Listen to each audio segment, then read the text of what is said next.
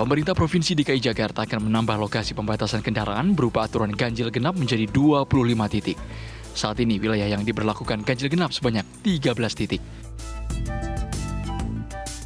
Penambahan titik pemberlakuan ganjil genap tentu berkaca pada semakin meningkatnya mobilitas warga dan jumlah kendaraan semenjak Jakarta menerapkan PPKM level 1 dan juga penghentian selama libur Lebaran. Terlebih, saat ini pemerintah pusat juga memperbolehkan masyarakat untuk beraktivitas dengan melonggarkan pemakaian masker di luar ruangan.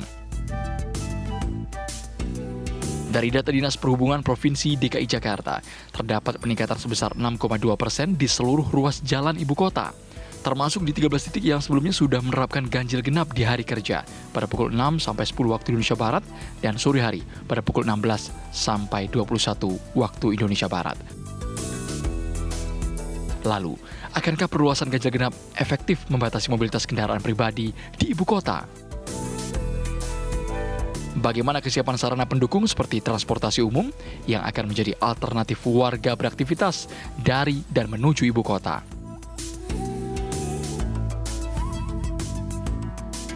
Dapatkah pemerintah provinsi mengurai kemacetan, terutama di luar wilayah yang diterapkan ganjil genap?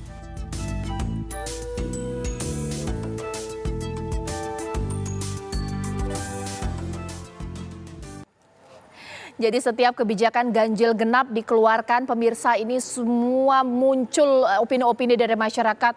Mulai ada yang setuju, bahkan ada juga yang tidak setuju. Nah, malam hari ini kita akan tanya kepada operator pasti ya, ini sebenarnya apa alasan kebijakan ganjil genap bukannya dihapuskan karena ada relaksasi, justru diperluas titiknya dari 13 menjadi 25. Dari regulator seperti apa saat ini di Studio TV One sudah hadir Pak Syafril Liputo merupakan Kepala Dinas Perhubungan DKI Jakarta.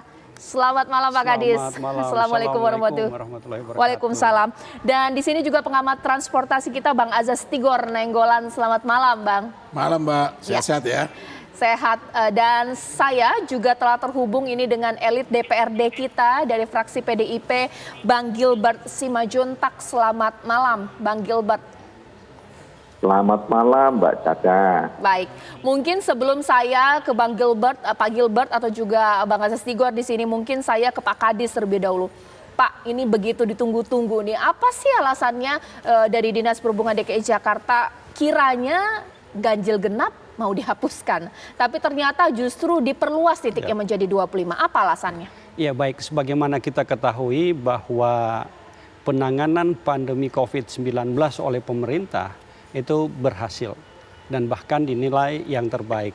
Kemudian paralel dengan itu kita lihat bahwa begitu ada pengumuman Pak Presiden bisa beraktivitas di luar ruang tanpa masker, maka kepercayaan masyarakat terhadap penanganan itu meningkat. Dampaknya adalah masyarakat dalam bermobilitas menjadi demikian masif. Mereka beraktivitas dan tentu dalam bermobilitas pemerintah harus memperhatikan bagaimana agar masyarakat dalam bermobilitas itu efisien sehingga nilai waktu mereka menjadi lebih baik dan kemudian efektivitasnya itu menjadi tinggi. Dan dari sisi pola seperti ini tentu kami dari Dinas Perhubungan melihat bahwa salah satu upaya adalah kami melakukan monitoring dan pemantauan langsung terhadap perkembangan situasi lalu lintas Jakarta. Dari perbandingan data pada sebelum Lebaran atau libur Lebaran dibandingkan dengan pasca libur Lebaran terjadi peningkatan lalu lintas, volume lalu lintas demikian tinggi. Memang secara statistik itu angkanya hanya sekitar 6,27%. Tetapi kemudian dari 6,27% ini jika kita melihat angka ini fantastik. Karena angkanya dari hitungan di akhir Maret angkanya sekitar 2.091.000 kendaraan yang ada di jalan dari hasil pemantauan di 18 titik. Itu angkanya meningkat tajam menjadi 2.222.000. Tentu penambahannya sekian ratus ribu ini harus diperhitungkan. Dan dengan pola ini tentu dari sisi kebijakan komprehensif Jakarta, selain kita meningkatkan kualitas layanan angkutan umum yang masuk dalam program Jaklingko, juga ada sisi lain bagaimana kita melakukan pengendalian terhadap mobilitas kendaraan pribadi. Oleh sebab itu dengan pola pembatasan lalu lintas dengan sistem ganjil genap ini dievaluasi yang sebelumnya di 13 ruas jalan, kemudian terlihat bahwa ada beberapa ruas jalan yang tidak diterapkan ganjil genap, ini menjadi kekosongan kebijakan. Oleh sebab itu masif pergerakan orang dengan kendaraan pribadi. Untuk itu kami mengembalikan kepada pola kebijakan yang diterapkan sebelum pandemi COVID, yaitu sesuai dengan peraturan gubernur nomor 88 tahun 2019. Oke, Pak Gilbert, ditanggapi dulu dong Pak, atau mungkin kita merasa ya habis Lebaran ini begitu macet jalanan di DKI Jakarta, ada penambahan volume lalu lintas yang cukup signifikan. Inilah menyebabkan diperluas titik ganjil genap. Setuju nggak Pak? Baik, pertama-tama kita harus sampaikan bahwa kebijakan ini diambil oleh eksekutif tanpa melibatkan DPRD. Jadi kita tahunya melalui media, itu yang pertama. Yang kedua, sebelumnya dalam rapat sebenarnya kita sudah sampaikan bahwa kebijakan ganjil genap ini bukanlah kebijakan yang baik secara untuk kepentingan masyarakat secara umum. Memang ada yang terjebak kemacetan, yang punya mobil, tetapi juga yang punya mobil juga yang kemudian mengeluh ke kita bahwa mereka kemudian memiliki mobil hanya bisa dipakai 6 bulan dalam setahun dan kemudian pajaknya dia bayar dalam setahun. Harusnya kalau ini kebijakan diberlakukan, kemudian pajak ya mesti dikurangi. Tetapi itu juga bukan kebijakan yang baik karena kemudian kita kesulitan dalam PAD. Artinya kebijakan ini adalah kebijakan yang kurang mendasar. Kalau dikatakan kemudian kebijakan ini akan mengurangi kemacetan, ternyata kemacetan yang dikurangi juga tidak signifikan karena jumlah penumpang yang naik Transjakarta juga tidak bertambah dengan signifikan. Jalanan tetap saja macet. Jadi kalau dikembalikan ke 25 jalur, karena dulu dilakukan begitu, saya kira juga tidak baik karena masyarakat juga kemudian kesulitan. Hal lain yang mesti kita sadari adalah kalau ditambah 25 jalur, maka masyarakat jalur tempuhnya ke target tujuan akan semakin jauh. Dan sekarang dengan harga bensin yang naik dan kondisi belum pulih secara ekonomi pasca pandemi ini, atau dalam keadaan sekarang yang masih pandemi, tentu ini akan menjadi beban berat buat masyarakat. Jadi kebijakan ini justru kebijakan yang memberatkan masyarakat, karena yang menanggung beban kebijakan ini adalah masyarakat. Seharusnya kebijakan itu dibuat untuk kepentingan masyarakat, bukan hanya sekadar untuk kebijakan yang bersifat politis begitu. Pak Gilbert, banyak sekali ya poin-poin yang disampaikan oleh Pak Gilbert. Saya akan bahas satu persatu pemirsa. Mungkin dari yang pertama adalah bahwa kebijakan ganjil genap Pak Kadis bahwa justru menyebabkan jarak tempuh makin panjang, biaya kosnya makin panjang, dan menciptakan titik macet lain di jalur alternatif. Nah, bagaimana itu? Ya, baik. Jika dilihat bahwa pola yang diambil oleh pemerintah Provinsi DKI Jakarta, sebelumnya memang pembangunannya polanya adalah car oriented development. Prioritas kepada bagaimana pemerintah menyediakan fasilitas ruang jalan untuk pergerakan kendaraan pribadi. Maka kenapa kemudian Jakarta menjadi kota termacet di dunia tahun 2017 bahkan nomor 4 di dunia. Dan sejak 2018 dilakukan perubahan paradigma. Kita tidak melakukan pengaturan bagaimana sarananya bergerak, tetapi siapa yang ada di dalam. Bagaimana pemerintah melakukan pengaturan mobilitas orang sehingga mereka dalam bergerak itu efisien. Jika mereka bergerak efisien, maka otomatis produktivitasnya naik. Begitu produktivitasnya naik, maka ekonomi akan bergerak cepat. Ini efek dominonya. Tentu dengan pola ini perubahan paradigma dari car oriented development menjadi transit oriented development, kita melihat bahwa di seluruh jaringan di mana sudah ada layanan angkutan umum yang masif secara baik, di sana diberikan prioritas bagi pergerakan mobilitas orang.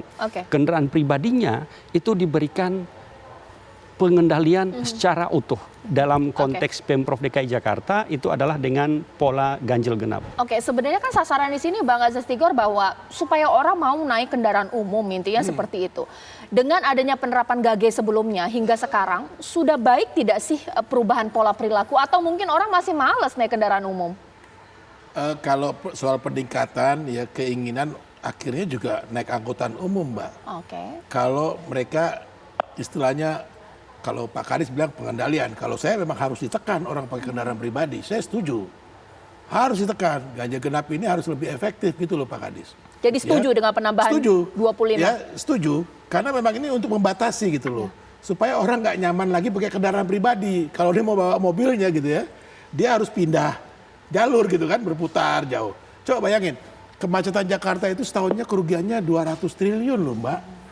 Itu siapa yang menanggung? Kan masyarakat juga. Bukan cuma yang punya kendaraan pribadi kan. Ya. Yang pakai kendaraan umum, yang punya kendaraan yang lain juga kan. Dia menanggung beban. Jadi menurut saya gini, ini perlu ditekan nih orang supaya nggak mudah pakai kendaraan pribadi.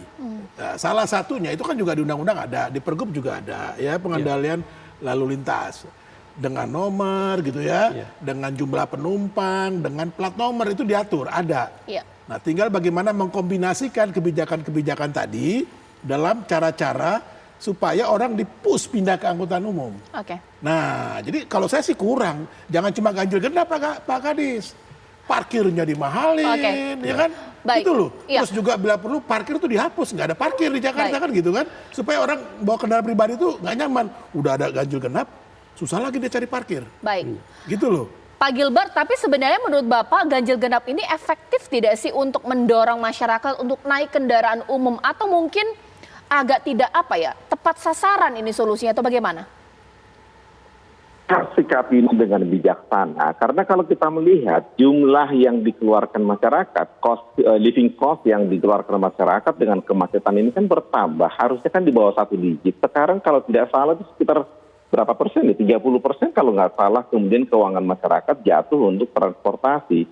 Kalau kemudian ganjil genap diberlakukan, masyarakat juga kemudian akan menggunakan mobilnya tetap atau dia kemudian menggunakan motor. Lalu kemudian terjadi polusi yang makin besar. Sementara gubernur melakukan kunjungan ke Eropa katanya mau menggunakan mobil listrik. Mobil listrik bukan kebutuhan saat ini, tetapi sudah ada mobil gas dan mobil solar. Itu yang harus ditambah jumlahnya. Jadi solusi yang paling baik sebenarnya memang menggunakan transportasi publik agar tidak macet. Tetapi kalau jumlah armada, kemudian frekuensi, luasnya jalur tidak ditambah, masyarakat juga tidak akan menggunakan transportasi publik. Di samping itu kita lihat sendiri kebijakan yang diambil oleh Pemprov adalah kebijakan yang tidak mendasar dan sangat tidak menyentuh kepentingan masyarakat dengan kebijakan ganjil genap ini maupun dengan perbaikan halte. Kalau kita lihat perbaikan halte yang dilakukan Transjakarta itu sejumlah 13 miliar satu halte. Saya nggak tahu apa gagangnya berlapis emas itu.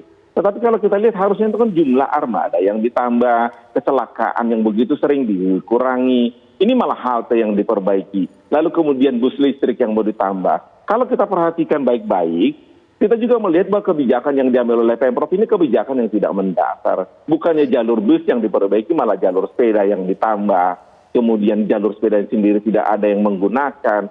Kalau dikatakan kebijakan itu sudah diambil dengan baik, saya kira kita harus sikapi dengan jujur bahwa kebijakan yang diambil sekarang ini bukan kebijakan yang baik. Mungkin kita mesti menunggu gubernurnya ganti baru ini kemudian terjadi perbaikan. Baik, nanti Pak Kadis akan menanggapi bahwa memang ada anggapan dari masyarakat sebelum ganjil genap diperluas, perbaiki dulu angkutan umum kita atau mungkin Transjakarta, kembalikan lagi rute-rute yang sempat hilang, dan juga jadwal.